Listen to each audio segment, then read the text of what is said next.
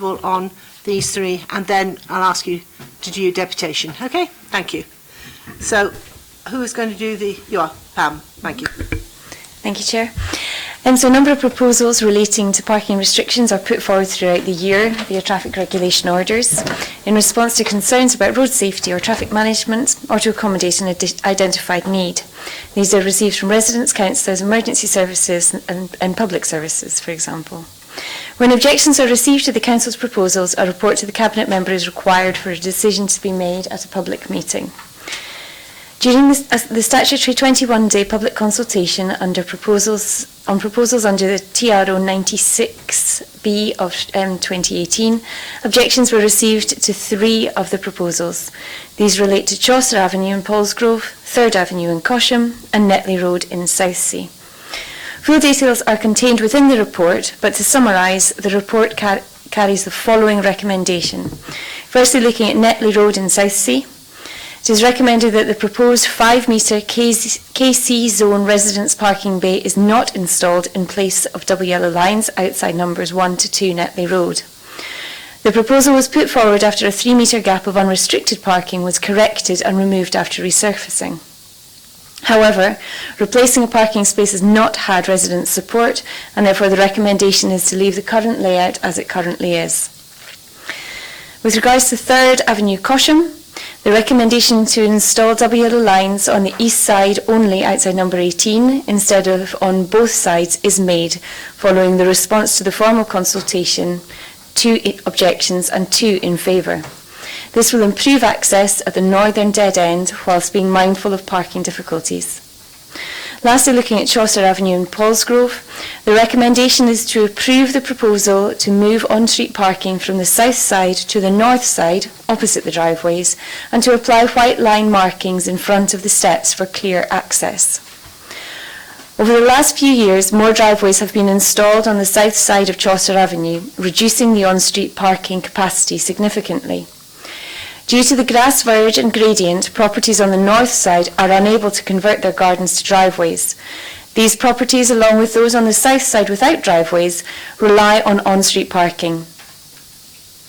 The north side has parking for around 30 vehicles, and the south side currently has parking for around 12, with new applications for dropped curbs further reducing this figure. Thank you.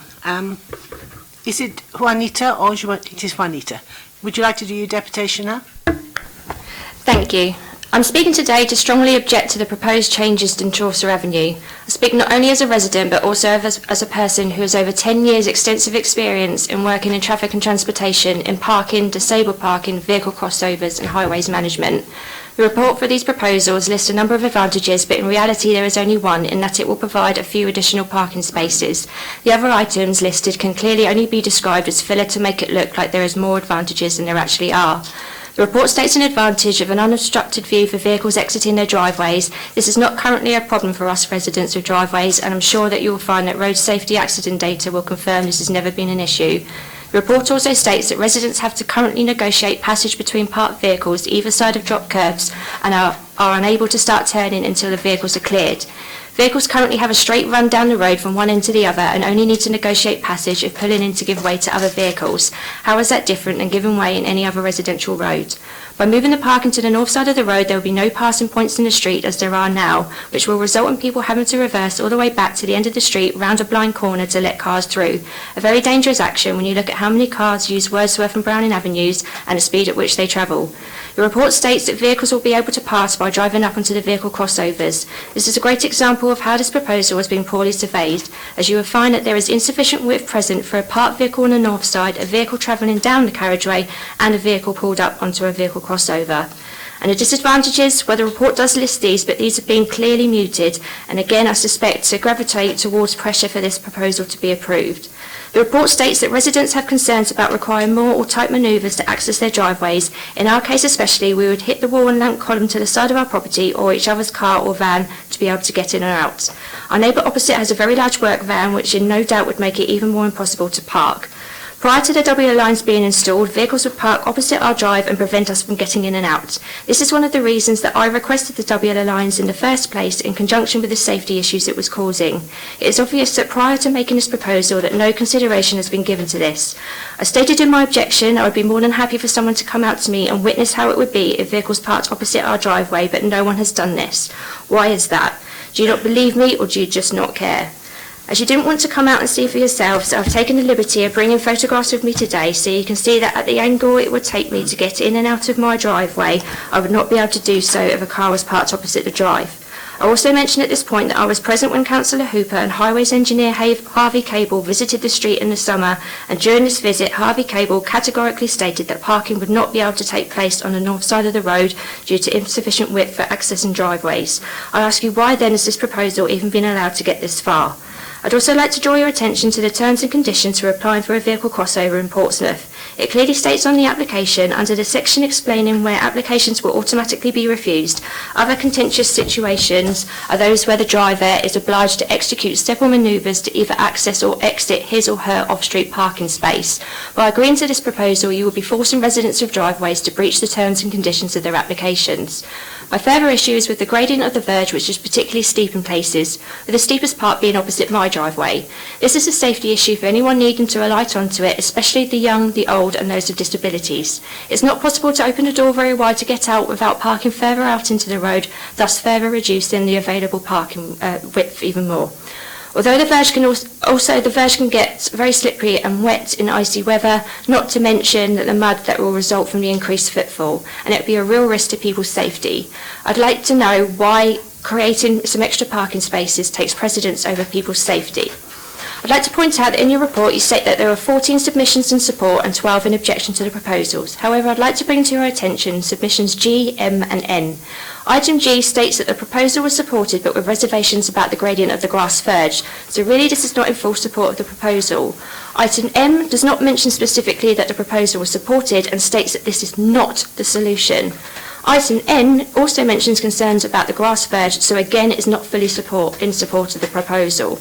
I fail to see how these can be classed as being in support of the proposal in any other way other than to try and sway the actual figures to make it look like they are more in support than objection. The actual number is more like 11 in support and 15 in objection or with reservations to the proposal. Please note the report states that on the south side parking is provided for around 12 vehicles. Upon counting yesterday evening, I can tell you that 21 vehicles were parked on the south side. Yet again, another example of incorrect information being provided to try and justify this proposal. If you include the residents who parked their additional vehicles on their white lines, this brings this number up to 24. Are you really prepared to create so many safety issues and problems for residents in order to provide 6 extra parking spaces? It's also worth mentioning this doesn't include people like myself with a double driveway who would only be able to park one vehicle on it due to the access issues and would have to park the other elsewhere. That would add around another 3 potential vehicles to the 24, bringing the total to 27 versus the 30 you say will be created on the north side. What is needed here is a proper investigation of the road, verges and pavements, and to consider allowing at least some of the properties on the north side to have driveways. One has recently been installed on the north side of Shelley Avenue, in the middle of the street where the verge is at a gradient, so it has been proven it can be done. Yes, I believe the residents spent a fair amount of money doing it, but I can guarantee to you there will be residents on the north side of Chaucer Avenue that will be prepared to pay the cost involved if it means they can have a driveway. Thank you for listening to me today, and I beg of you to please make the right decision not to agree to this quite frankly ludicrous and dangerous proposal. I agree that something needs to be done about parking in this area as a whole, but employing a quick fix at the risk and detriment to so many people is not a solution, just merely a corner-cutting exercise. Thank you. Thank you. Have any of the officers got any replies to some of the comments made? I think probably most of the information is included in the report. There's very strong feelings about parking in Chaucer Avenue, and obviously residents on the north side aren't particularly happy, residents on the south side aren't particularly happy, and no one is going to agree that one side is better than the other. I think maybe Councillor Hooper wants to make a deputation. Point of clarification. Oh, okay. But there's, I say, without drop curves on the north side, there are 30 parking spaces for there to have been 21 vehicles parked on the south side, they must have been parked on their drop curbs. That was excluding those parked on the drop curb. There were further 3 parked on the drop curb. There were 21 in the normal parking spaces, and there was sufficient room for them to get in and out. They weren't backed up either. So I don't really want to get into an argument over figures, but if you've got 30 spaces on both sides and you've got 12 driveways... Thank you. Excuse me, no interruptions, thank you. Councillor Hooper. Yes, I just think it's really important that I clarify this point. I did visit Chaucer Avenue on that day, accompanied by an officer of this council, Harvey Cable.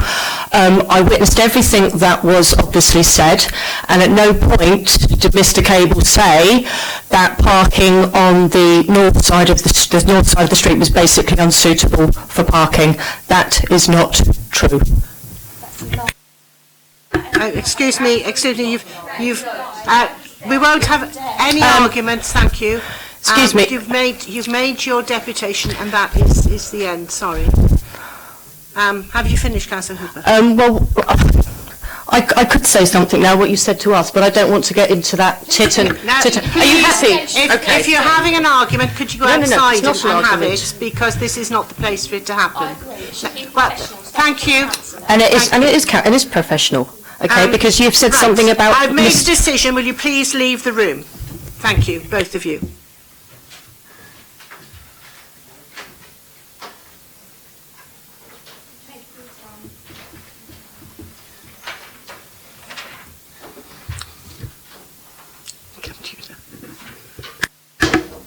Councillor Bosher. I have a question, and it sort of related to the deputation, the first deputation. This has got a bank on the north side of the road. Is it possible that applications from the north side for going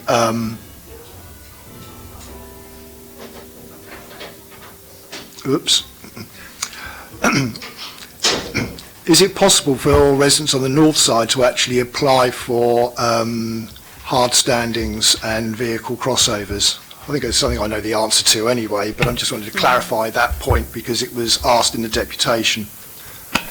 No, it isn't possible. Due to the gradient, the costs involved, and also the distance between the properties and the road, and that the utilities, the cables and the pipes are all just underneath the grass verge. So it would cost, I think they estimated 100,000 to change the whole of the road into parking. But yeah, at the moment, applications wouldn't meet the criteria. Councillor Chowdhury?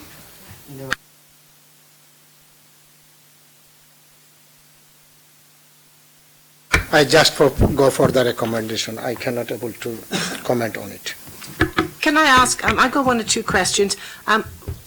Was it, the lady said that exiting from the driveways is impossible. Was that actually tried out before the proposal came about? It's more difficult if you've got vehicles parked opposite the driveway to get on and off them, and some of the vehicles, the larger ones, will have to make several manoeuvres. The reason the double lines were put in the first place was the parking was taking place on alternate sides in some locations, which meant traffic couldn't get through. So it was originally changed to the south side because that's where parking took place traditionally, because that's where the footway is. I don't know whose that is. No. Oh yeah. So yes, it would be more difficult, but at the moment where you've got driveways with cars parked either side where people park on the drop curbs, the point the report makes about having to clear the vehicles before turning doesn't relate to vehicles travelling down the road, it's residents getting off their driveways. So at the minute, if you're a resident with a driveway and you've got cars parked either side, it's just as difficult to try and get round the car before turning than it is to turn before you've got a car parked opposite. Is the road particularly narrow? The reason I asked this is when I first came to live in Portsmouth, I lived in naval accommodation up on Moortown Avenue. You'd know that, Councillor Bosher. Didn't vote for me then? No, I didn't, no. And I was on the south side, so I had a slope coming up, and I had a driveway, but there was no driveway the other side. But I didn't find any problems getting up. But is that road wider? I mean, I don't suppose you know what Moortown Avenue is, but what I'm asking is Chaucer Avenue particularly narrow? I would say similar. You've basically got 2 traffic lanes. So if one's used for parking, you've got a single lane left for traffic.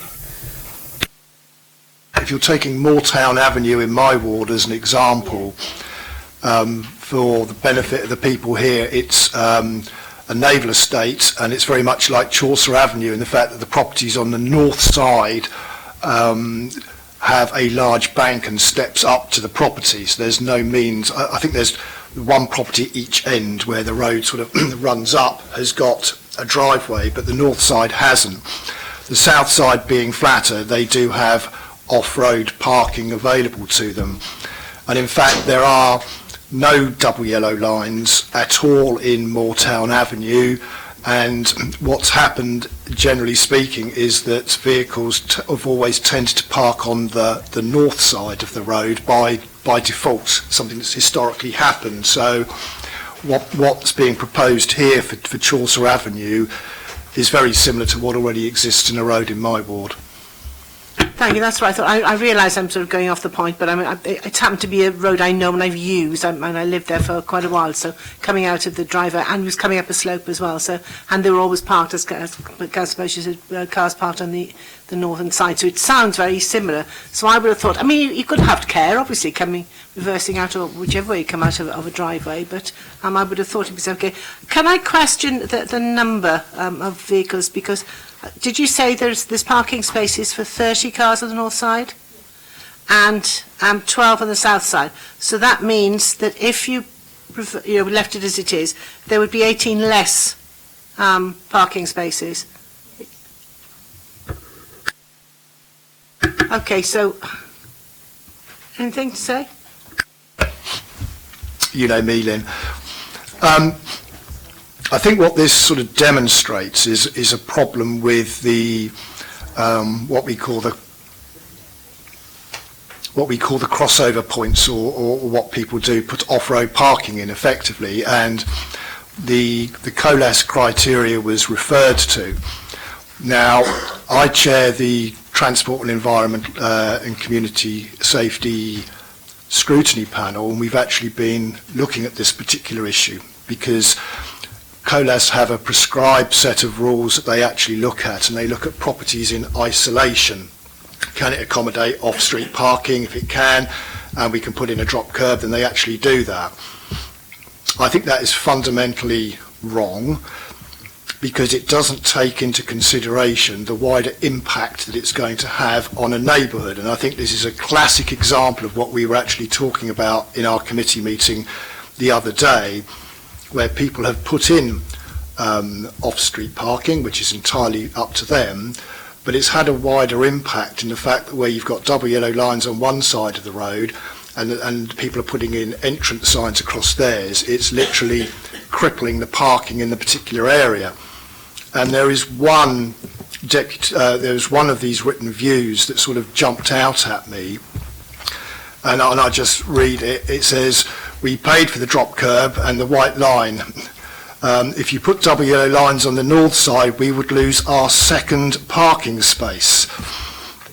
So that's a situation that you actually get where they've got off-road parking for one vehicle, one assumes, and they're parking their second vehicle in what is effectively their own dedicated parking space across the white line. So they're actually taking up more parking than is already there.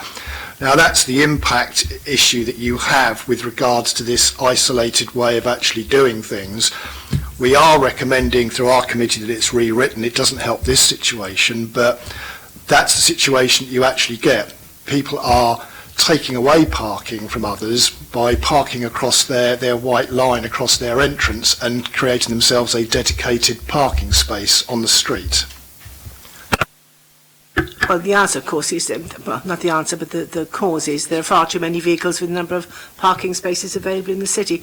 But there are some written objections, deputations, which I'll read through quickly. I've been a resident at Chaucer Avenue for over 10 years now, and although I understand that carport on one side of the road would be something, if I lived that side, I would most likely have as well, but unfortunately I live on the other side where there is the double yellow lines currently, and I must say the parking is now absolutely shocking. There are carports all down the one side, I think she means driveways, and the residents are also parking on their white lines, which is what you've just said. So that's, yeah, it's quite, but this is happening right across the city, isn't it? People have got more than one car. Second one, I'm a car user and live at, unfortunately, I would not be able to attend the meeting. I'm pleased to learn that the majority of residents of Chaucer Avenue support the relocations of the double yellows from the north side to the south side of the road, and have expressed a concern that there is a deteriorating parking situation, which is unfair, needs to be rebalanced to improve the provision of on-street parking, which is also in alignment with the City Council parking guidelines.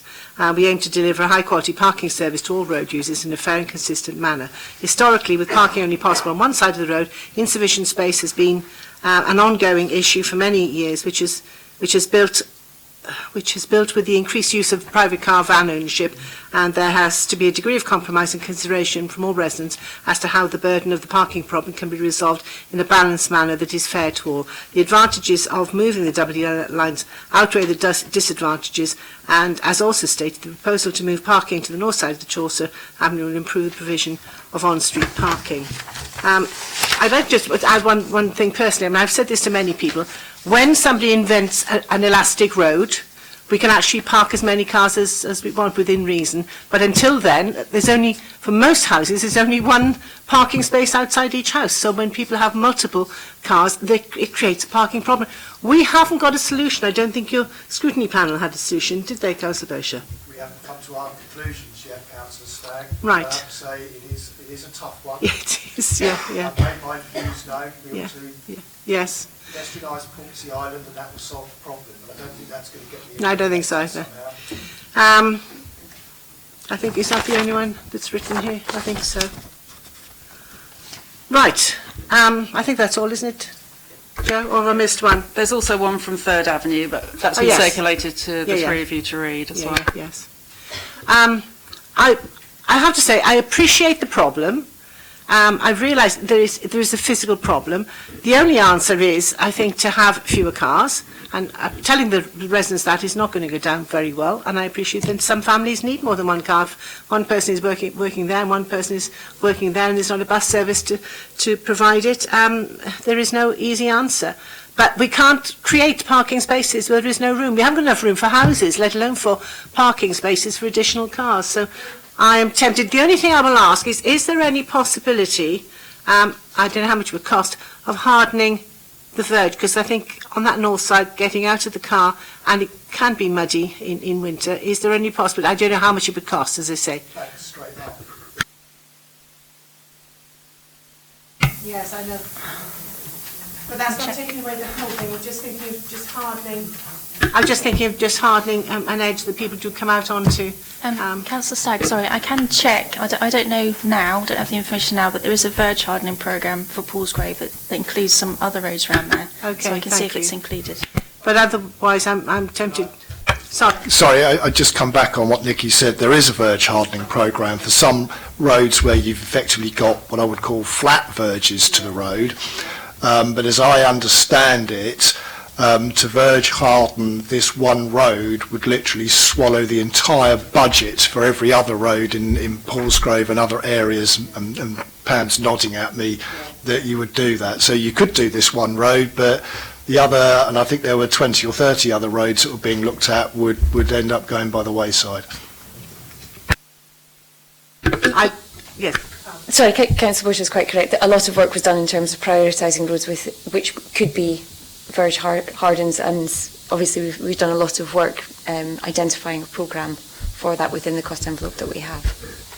I just felt I needed to ask the question, so if anybody comes back and we have asked it and it's not really financially feasible. I'm happy to accept the recommendations made for all three. I don't think we need to discuss the others, do we? We do have some comments in written deputations. about 3rd Avenue. Which was the first one? The first one was, yes, well, I've got something here. No, I think for the first one, which was Netley Road, that seems a sensible suggestion, and I think most people agree with that. You need to have room to turn around, so I'm quite happy with that one. 3rd Avenue, we have got a few comments here, and one of them, I had to laugh at it. I shouldn't laugh, I suppose, which says, putting double yellow lines at the top of 3rd Avenue would cause an already impossible parking situation for residents to park outside their houses. If I could park outside my house, I would think all my Christmases would have come together. If I could park in any of the 4 roads around me, I would be ecstatic. And if I can find somewhere within a quarter of an hour's walk, you know, that's acceptable. So I think it's a lovely idea, and I think parking outside one's own house, you know, if you've got off-street parking, that's fine.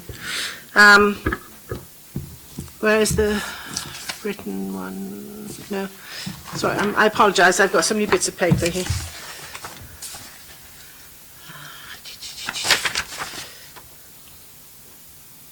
Yes, I thought of this one. There's one written deputation. I objected to the yellow lines outside numbers 17 and 18 3rd Avenue. There is inadequate parking at the top end of the road. Your recommendation to be discussed at the above meeting is to put double yellow lines outside number 18 only. If this goes ahead, it will not solve any problems. In fact, it will look as if my husband and I requested the double yellow lines. The neighbours are not very happy with the idea of double yellow lines anywhere within the top of the 3rd Avenue anyway. Would you please reconsider this? We can see no benefit to double yellow lines in this part of the road. We have lived here for 36 years and this has not been deemed to be necessary before. But looking at the photo, the pictures, if there is parking on either side, particularly if it's a big van, you just can't get through. So it is sensible. It's not taking all the parking spaces, but it seems to me sensible to have the double yellow lines on one side. Councillor Bosher. Councillor Chowdhury? Okay.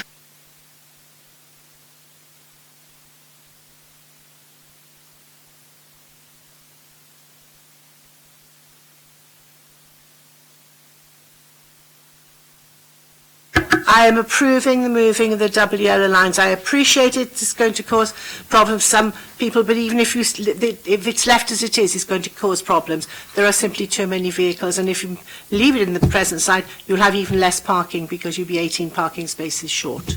So, yes. Item number 2. Which is electric vehicles. Thank you for your time. And who's going to present this? Oh, you are, not Hayley.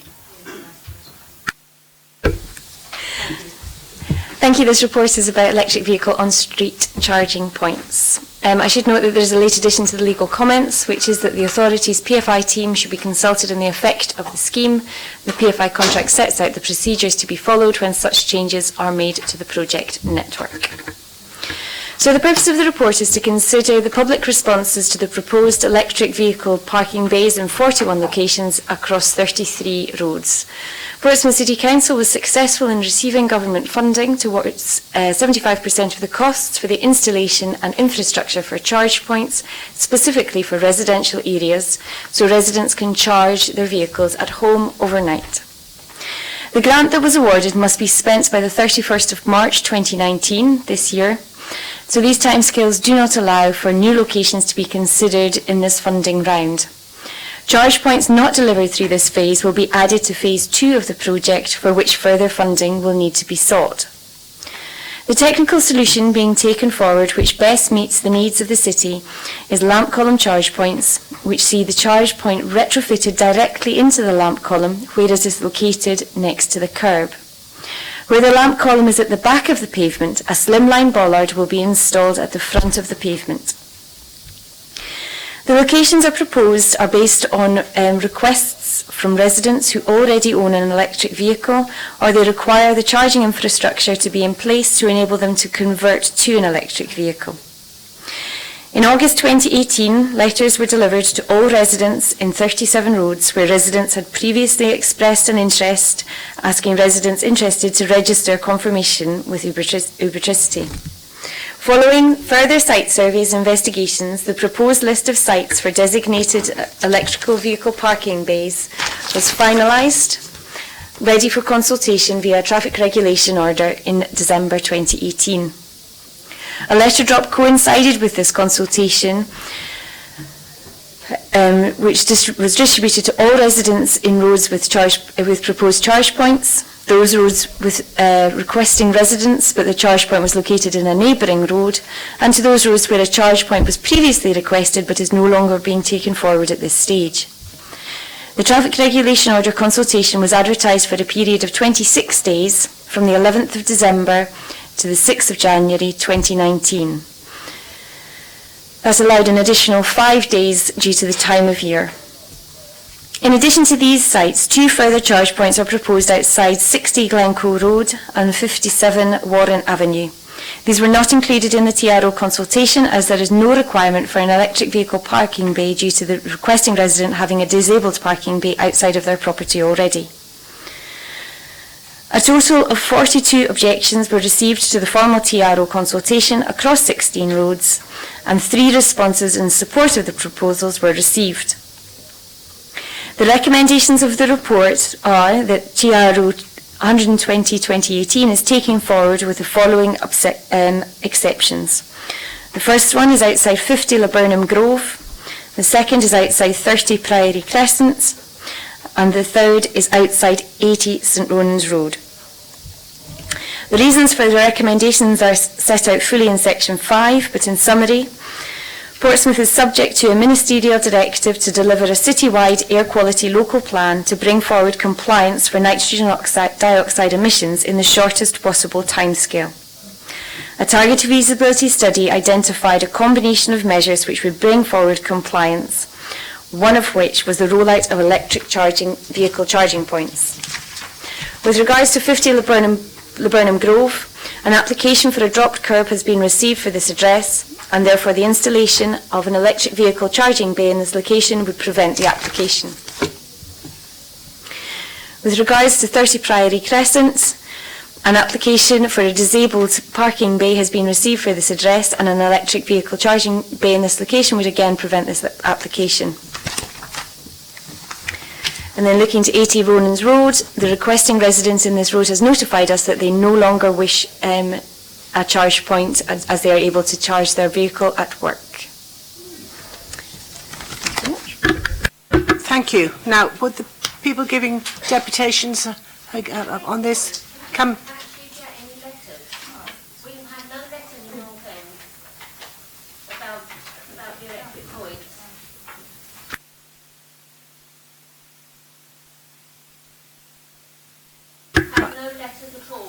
Hayley, do you know anything about that?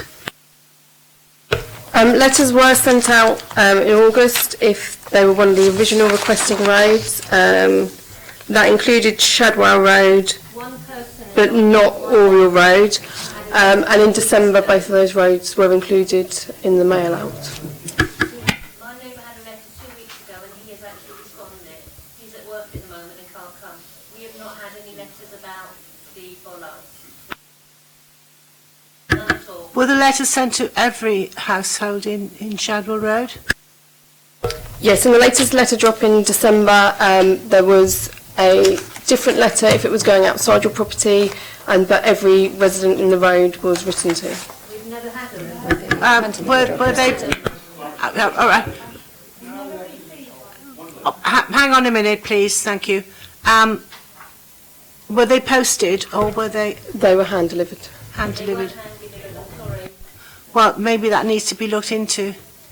Yeah, we'll follow that up with the company.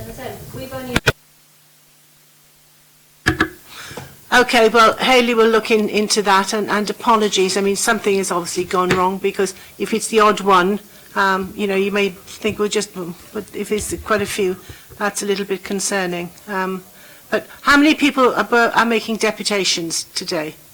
Well, Just, can I make someone a couple of neighbours as well? Because, as I said, one neighbour got a letter next door to me, but he's at work. He's already responded.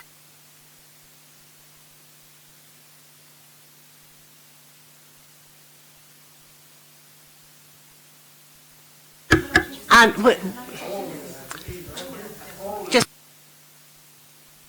We've had 3 requests in time and 1 late request, so it's up to you if you wish to add any late one. which was the late request? Mrs. Dan. Yes. I'm quite happy if you'd like to come forward.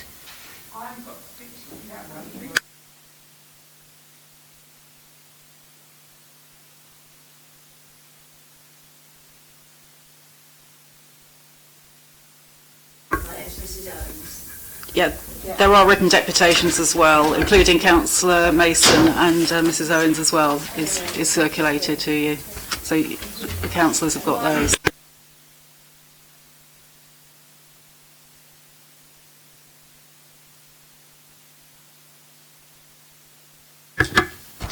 Ah, right. There's no address on it. Ah, right. Yes. Okay. Yes, I will read that out. Okay, when then these people have given their deputation. Right. Who would like to start?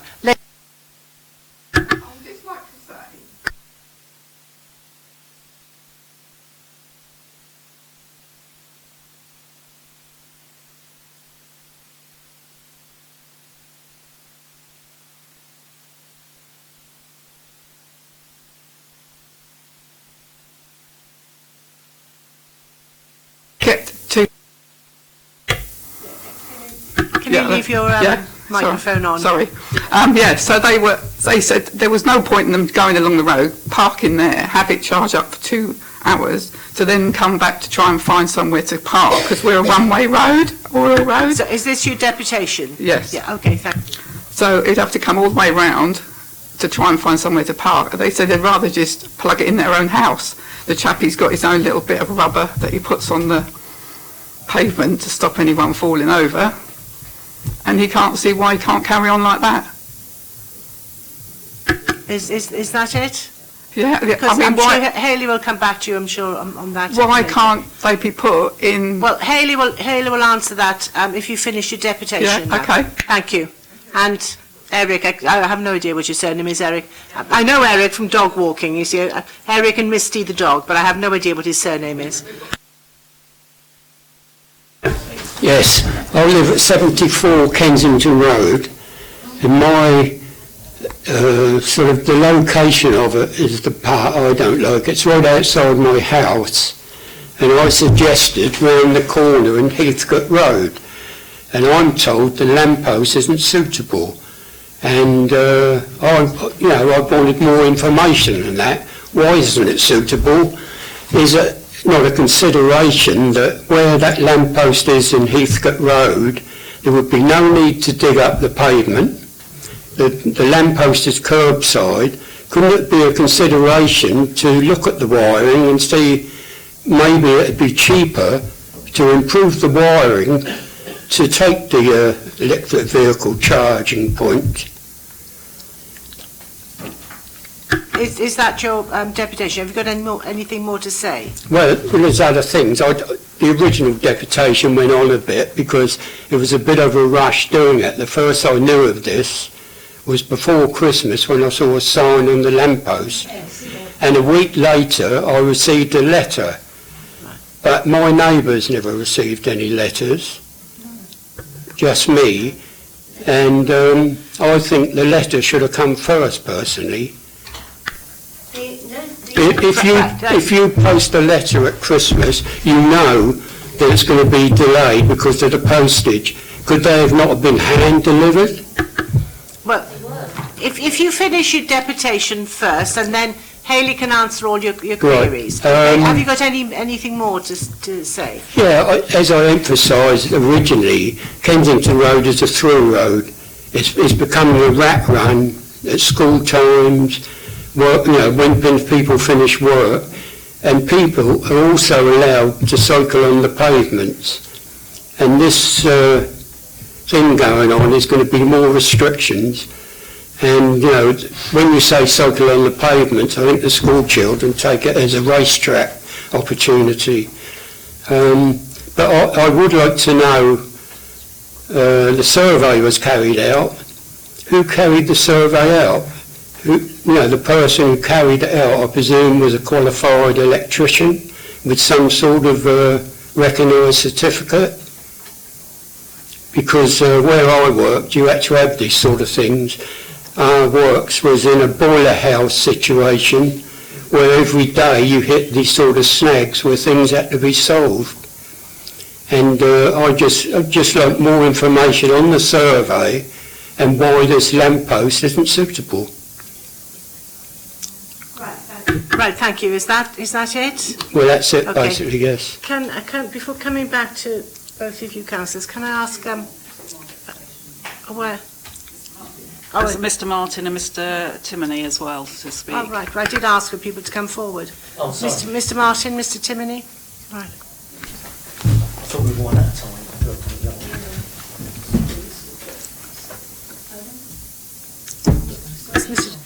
Mr Timoney? Right, go ahead.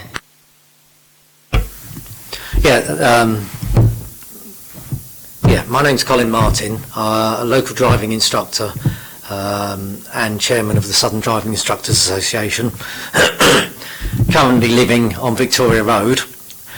I'd like to congratulate Portsmouth Council for this initiative and listening to the requests of residents and raising the money from central government. Charging points are going to be essential for the future of a city with little off-road parking, and I've been hoping to change my car to electric for a few years now to reduce my own carbon footprint and harmful emissions, and I'm pleased with the opportunity to do so. Electric cars are the direction the motor industry is heading. Along with currently available electric vehicles, most manufacturers are launching a plethora of new electric and plug-in hybrids over the next year. Notably, Volkswagen Group have stated their intention that all their cars will be some sort of plug-in vehicle in 2020, and Jaguar will be fully electric by 2025. Car buyers are beginning to realise the cost of running an electric vehicle is a lot less than fossil-fuelled ones, with fuel costs of around 10% of those of a petrol or diesel car and almost no servicing required. Add to this around twice the useful life of a fossil-fuelled car, fleet and personal buyers are wanting to own them. They can also be fuelled completely by renewable energy and harmful emissions are zero. So Portsmouth Council, and unusually, I'll start that paragraph again. Portsmouth currently, and unusually for a major city, has only one rapid charger in the city. These are 20-minute chargers, mostly installed by commercial operations such as petrol stations. I'm hoping that with this initiative showing Portsmouth is serious about the future of electric vehicles, commercial organisations will start to consider installing more rapid chargers. If people want to live, work, own and use a car in Portsmouth, the city will need to start installing the infrastructure. So I congratulate the council on this initiative and look forward to being able to change my car. Thank you. I've got... Where's Mr Timoney? Mr Timoney? Can I just come back on that? No. You've had your deputation. Well, I just want to say I'm not anti-electric cars. No. I want that to be known. Yeah. The process is you make your deputation and that's it, and then officers will answer any queries you have. Is Mr Timoney here? Would you like to come and sit at the desk in front, table in front? Thank you.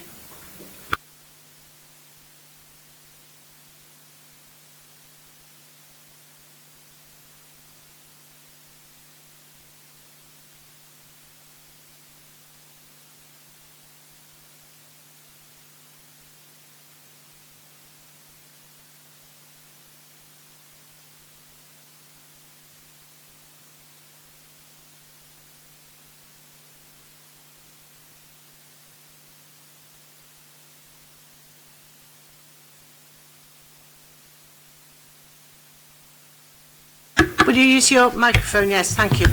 Thank you. My name is Bernard Timoney. I live at number 12 on Clarence Parade, facing South Sea Common. Councillors and Transportation Department, we residents don't want you to be among the first for EV bays. We want you to be among the best. I'm a chartered project manager, and there are signs all over this project of it being rushed, and I can understand it's mainly because of funding, but lots of things were missing. There was no disability officer asked to join in. There was 12 Clarence Parade. No one close to 12 Clarence Parade has EV vehicle, but there were no options done in the street. Nothing else was surveyed. There are no bad lampposts.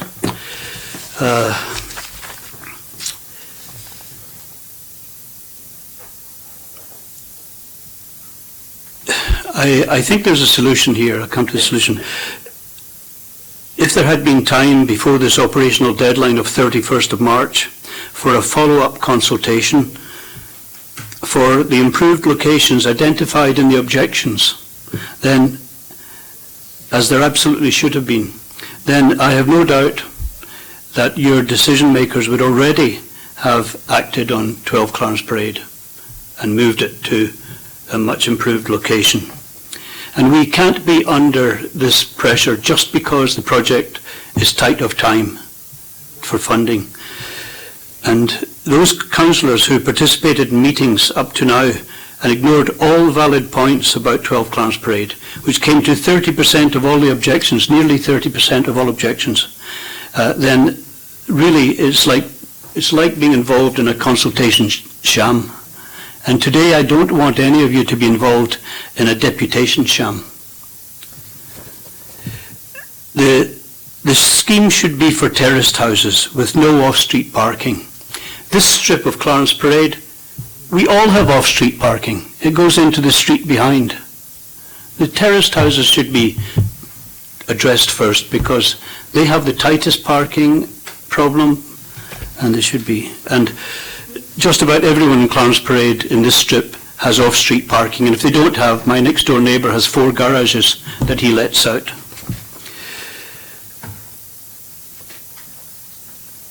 Now, there should be no need for a follow-up consultation. This is to do with the funding. There should be no need for a follow-up consultation to move the proposed bay outside 12 Clarence Parade, to move it across the road.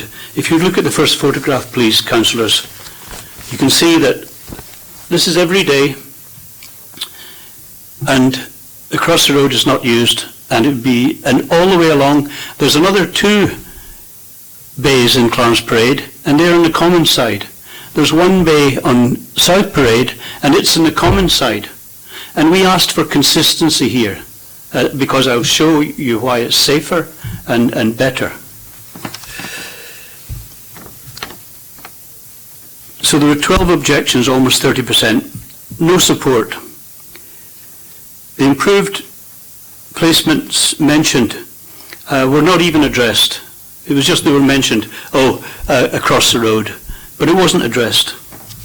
And the report justification for this placement says the requesting resident would have to cross the road on a daily basis to access the charge point. However, there's no consistency here because the other 2 places on Clarence Parade, the resident has to cross the road to charge the vehicle. And the one in South Parade, the resident has to cross to the common side to charge the vehicle. So this justification given in the report is weak, and it has no merit and has completely inconsistent with the other 3 places that face the common, because they're all on the common side, the parking, which is safer and quieter. There's a charity called Transport for All, and they've had a lot of success in London. London are leading the country in this. They've had a lot of success in London, and they're a disabled charity. And they just keep it simple. They say, we ask councils to select less busy pavements. Now this pavement on the common side, no one uses it because you can see the paths there. People would rather walk through the paths in the garden on the first photograph here. And no one uses this pavement. And the ratio of using the pavement on the houses side to using the pavement on the other side is about 40-1. So I encouraged the department, if they had time, to connect with Transport for All and find out why they say select less busy pavements. And when it comes time to go round the corner to Western Parade, which is not in phase 1, please use the common side of not the houses side where the pavement's busy. So the justification is not valid. It's not consistent either. Now, with regards to disability, the disability officer should have been included and wasn't. With regards to conservation, it's not enough to say the conservation officer was included or so. The conservation officer, with regards to 12 Clowns Parade, it gets down to only 12 Clowns Parade of all the ones facing the common is in the conservation area. And the time is coming to an end, Mr. Timoney, so could you okay, hurry up? But in this conservation area, the proposal is to put it in front of our house. It was built in 1848 by the East India Company, and it's not enough to just involve the conservation officer. You must get the view, will this add or detract to the historic buildings in this row? All of us in the row want it across the road. If you put it across the road, there will be no objections, because no one objected to the other placings on Clarence Parade and South Parade on the common side. So no one of our neighbours. So no one will object if you put it across the road. You don't have to go through another consultation. And the other option is, say to the electric vehicle resident on our part of Clarence Parade, who is not closest to our pole, say, look, what we'll do is you share, we have to retract this one because it's come to light, there's better position for it. Thank you, I'm going to have to stop so therefore you have to retract it and share the one further along Clarence Parade. One of you get evenings, one of you get overnight, and then you can change around and work together. Because it doesn't make sense having some facility there just for a 6-hour park. I do have to stop you there. Right, thank you. Thank you very much. If I could just say one sentence of conclusion, please, Councillor Steig. Yes. We all know this phrase, work for the many and not for the few. Well, today I ask you to work for the many and not for the one. And please look at all the objections. Thank you. I'd just like to read out two written ones. One from Councillor Hugh Mason, St Jude Ward. The general point is that the charging places must not be allowed to become long-term or overnight parking places for electric cars.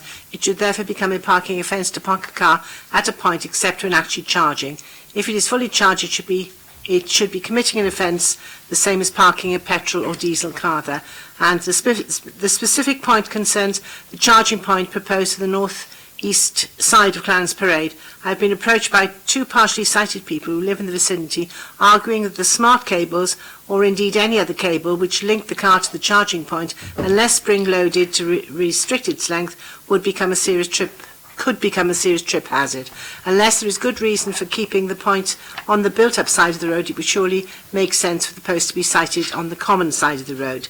And then there's a second one from somebody else, I think, living in Kensington Road or Burning Grove. Further to my email, I point out the current restrictions, difficulties and inconveniences with parking both in Laverna Grove and Kensington Road, and that every metre of space is vital for normal parking. As I said previously, during the evening in particular, we have to park further away from our home than College Park, sometimes as far as Battenberg Avenue. It seems extraordinary that in order that one or two people can charge their vehicles near to their homes, the majority of us will inevitably have to park further away. Surely this is an unfair situation. May I suggest that a position is found where a number of charging points could be located without causing further pressure on roadside parking. To that end, one suggestion could be at the east end of Kirby Road, a block between Copner Road and Kensington Road, opposite College Park, where at present there are double yellow lines. This would not make that part of the road any narrower than the rest of Kirby Road, and so on. I understand the need for greener fuel, but surely the system cannot be implemented in a piecemeal fashion on random request, but needs time, consultation, a considered study of need, and the general demographic, possibly a citywide survey. It goes on to say a few other things. I think I also made a point that there's so much commercial parking in our area. Yes, but you have. I asked you if you wanted to make a deputation, and yeah. So my apologies. No, people come and they give a deputation, and I appreciate it. If you ask for a later one, that's fine, which I allowed. Normally the cut-off point was 12 noon yesterday. And mine was in for 12 noon yesterday, but you haven't read it all. So. Which one was yours? That was the last one. Oh, that one, I'll finish it if you wish me to. I think the general gist, I'm just aware of time, that's all. Will those using charging points have to pay? Will they pay a higher rate of council tax, or will the rest of us receive a reduction in council tax due to diminishing parking resources? Who knows? Finally, I and many others are desperate for PCC to do something about the increasing number of very large commercial vehicles which are brought home at the end of the working day and parked overnight at weekends and at bank holidays, to the detriment of domestic motorists and the local population. Parking in this area already causes frustration and stress. Please do not consider making an already overloaded situation worse. I'll just make a point on that. Any vehicle, as long as it is taxed and insured, it can park on the highway. It doesn't matter how many times, as long as there are no restrictions such as double yellow lines or no waiting or whatever. So we have no power to restrict commercial vehicles if they are taxed and insured, etc. We are dealing with these particular traffic regulation orders at the moment.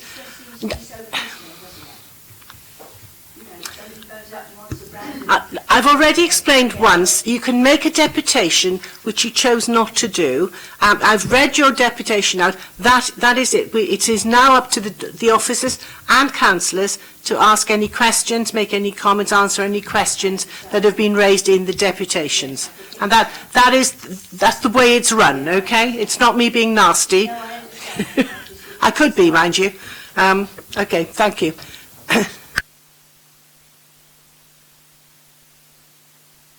Would you like to make any comments now or ask questions, or shall I ask the officers to comment on the points that have been made now or later? It's up to you. Right, Councillor Chowdhury.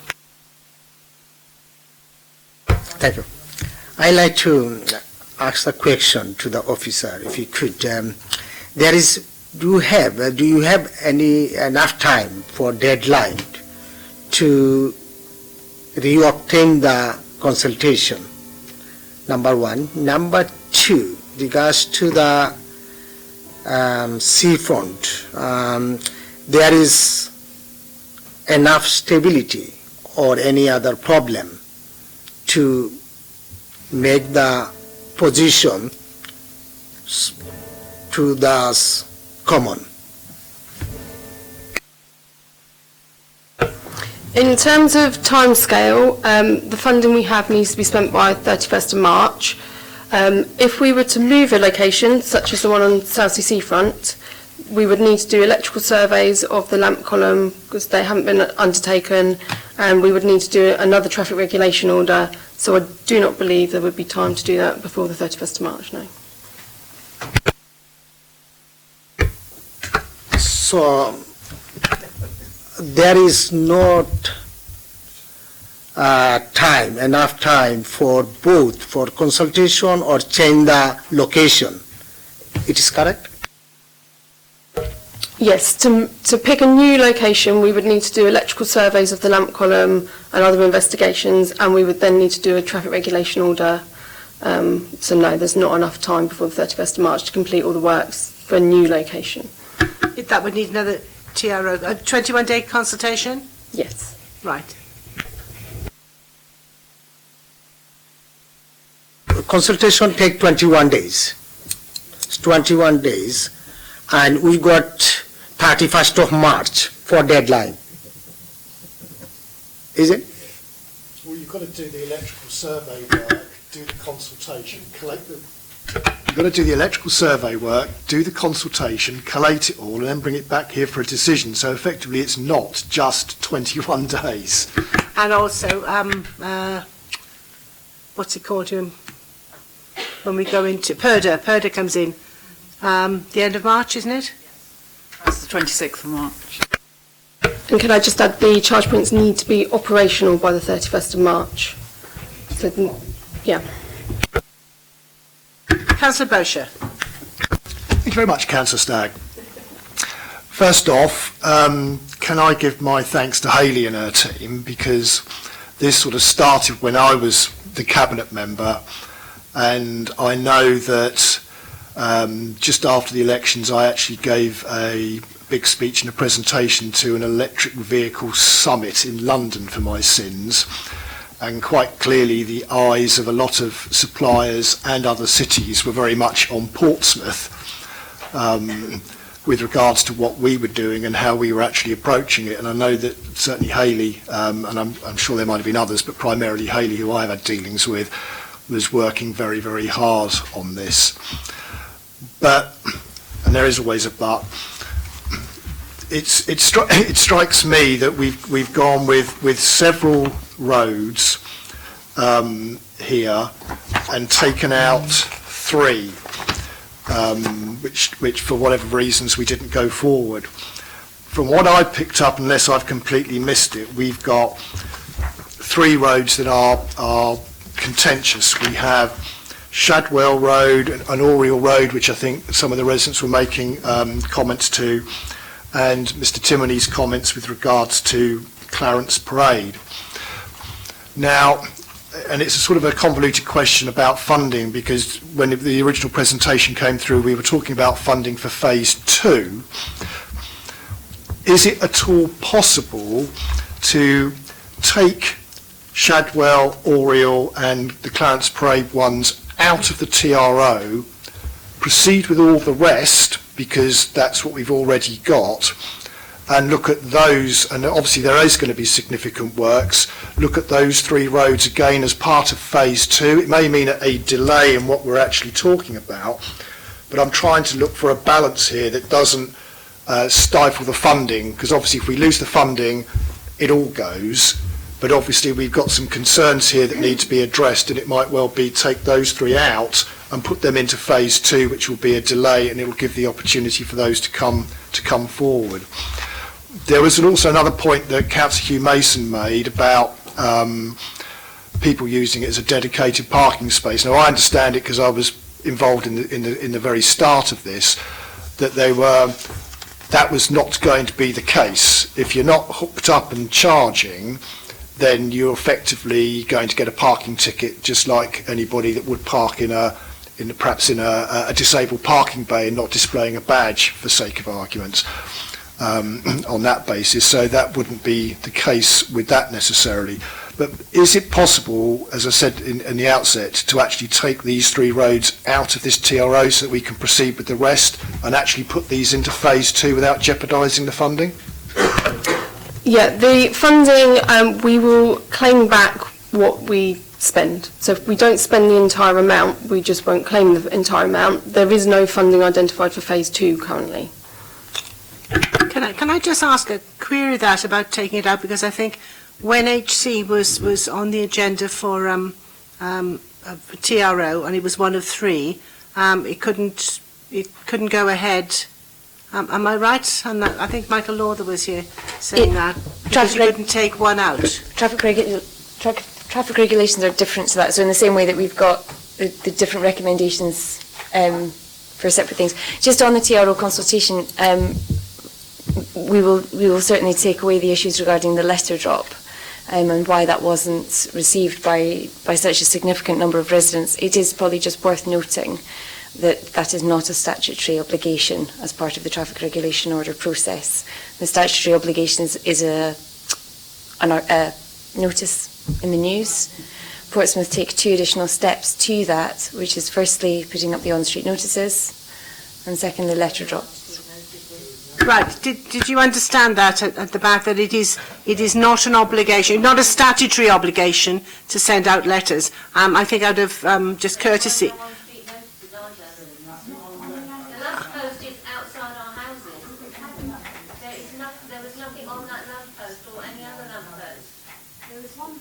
Right. Hang on a minute.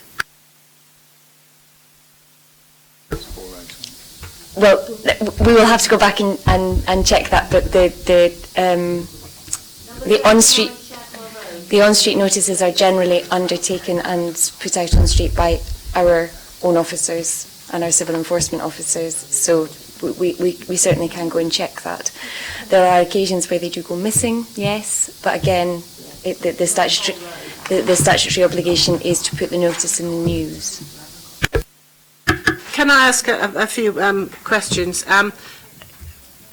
Mr. Garrard asked about using the lamp column in Heathcote Road, and why is that not possible? Yes, that one was picked initially as a preferred location.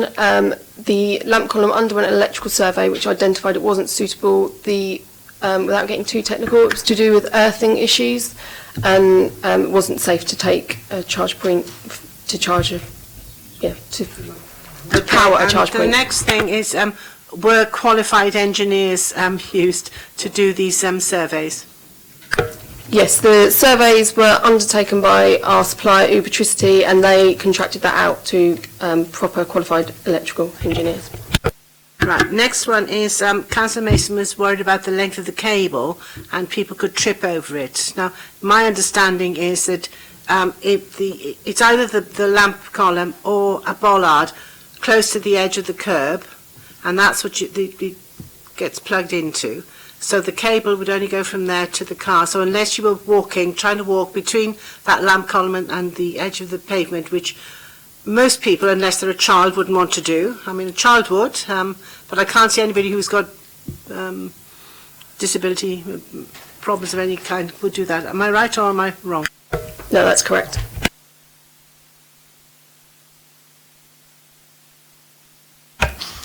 Can I just ask a question on that? Because obviously what we the City Council are doing is either through a curbside lamppost or a curbside bollard. So in fact the cable will effectively be a couple of feet long or something like that, which I think comes with the car anyway in that respect. But no, because when it's... Please, can you not interrupt? Thank you. So we're showing sort of due diligence towards the safety of pedestrians in the fact that it's not going to go across the footpath in the way that we're actually doing it. I'm a little bit concerned following one of the deputations that somebody's actually charging it from their house across the pavement to a vehicle, albeit putting down one of those heavy rubber cable protectors that you have in offices or something like that, so it's not a trip hazard. But that person is clearly trying to mitigate the problems. What can we, or what would we be able to do to prevent people doing that by just running effectively an extension lead or a cable straight across the pavement into their car through their own charging points? Because that sort of slightly worries me about trip hazards and a variety of other issues, because obviously somebody falls over something, the liability is clearly not with us, but we don't want to be encouraging that sort of situation. Yeah, I think we need to take that forward with the highways maintenance contractor as identified as something of an obstruction on the pavement and see if they can enforce that in that manner. Councillor Chowdhury. Yes, I have my colleague, Councillor Boshar. I cannot able to recommend. I have objection. There is no way to connect with their own charger point to the house. It is risk for the public, risk for the household. I cannot. That's all. I have objection. Right. Anything else, Councillor Boshar? Only that I reiterate what I was suggesting as a way forward, so we don't stop this and perhaps just take the three contentious ones we've heard about today out. I appreciate that funding's not been identified for a phase 2, so effectively by taking them out could mean they never get a charger, but it might be a better way of actually mitigating the situations you've got there, because clearly when I looked at this in the outset, and I looked at the Clarence Parade one, and it did, as Mr. Timoney pointed out, it jumped out at me with nothing in support and 12 objections, and you think, well, why is this one actually going forward anyway? But it may well be best way to do it is to take those three roads out and let the TRO proceed with all the others in there so we can make use of the funding. Yeah, we can visit those again when the phase 2 funding comes through, if it comes through. Is that right with you? Yeah, we will keep them on the list, and we'll because there's requesting residents in those areas, so we would have them on phase 2 if they didn't go ahead at this stage. So as far as Shadwell Road is concerned, and The deputations were from Oriel Road, Kensington Road and 12 Clarence Parade. There were 2 charge points proposed in Oriel Road. Yeah, yes, hang on a minute. I've just started saying, people who've come here from Shadwell Road, that is certainly going to be revisited, yes? So we'll put that on hold, and it will be revisited, okay? Did we have any objections for Oriel Road?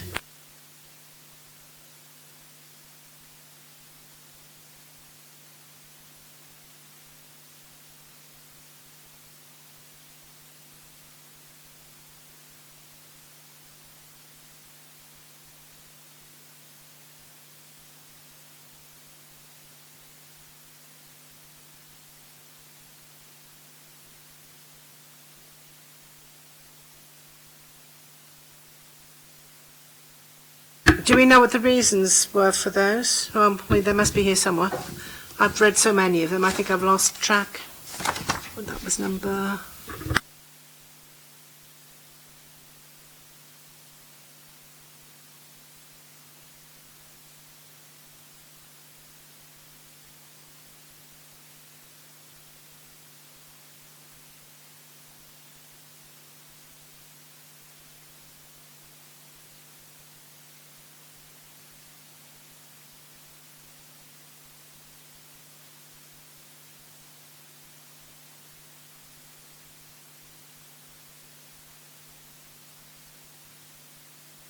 Yeah, it's not based on not having had any information, is it? Oriel Road, so I think that one goes ahead. Shadwell, I think that goes ahead. Unless, do you think otherwise?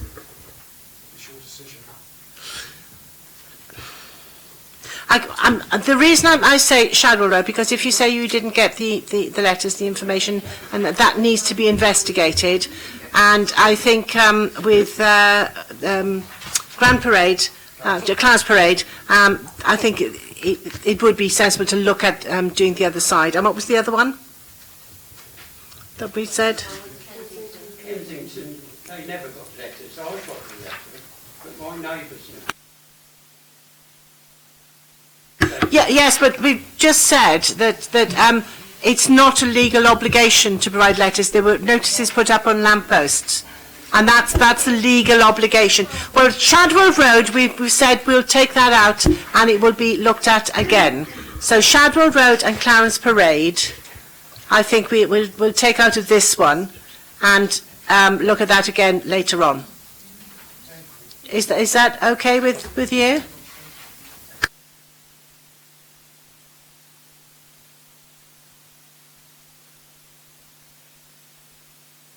Sorry, can you say it again? I was just going to point out that in the objections, people make reference to the letters they received, and that's why they've objected. Was that for Shadwell Road? Yeah. Yes. Yes, I saw those just now. It's quite... Yeah. So some people obviously got letters in Shadwell Road. Well, they must have done because we've got objections from them. But listen to what I'm saying. Some people in Shadwell Road obviously got letters because they've objected. Because you wrote it in 2 places, number 93 and number 39.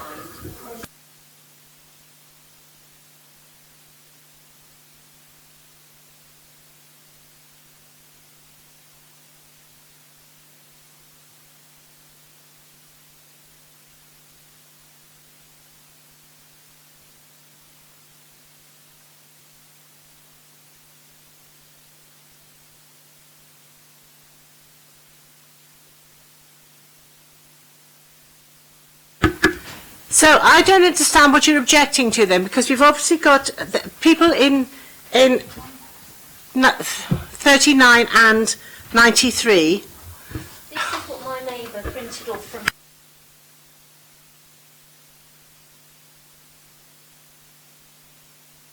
Yes, but what I'm asking is 39 and 93 have objected, so obviously they had letters. So what number are you... I'm 37, we've got 35, 41, 45, 38 is also told. But there me. must have been a notice put up. No, there wasn't. Only those two people, I think, got notices. And it might be where my neighbour has actually told people.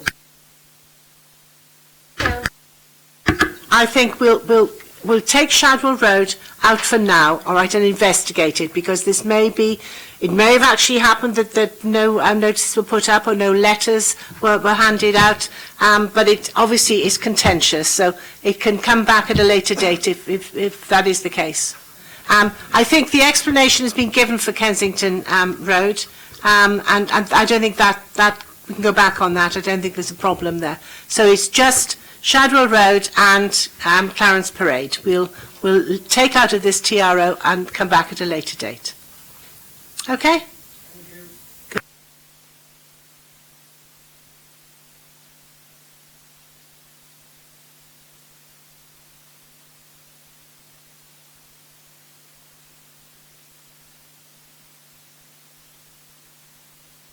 It's being paid for, though. We got the money for it.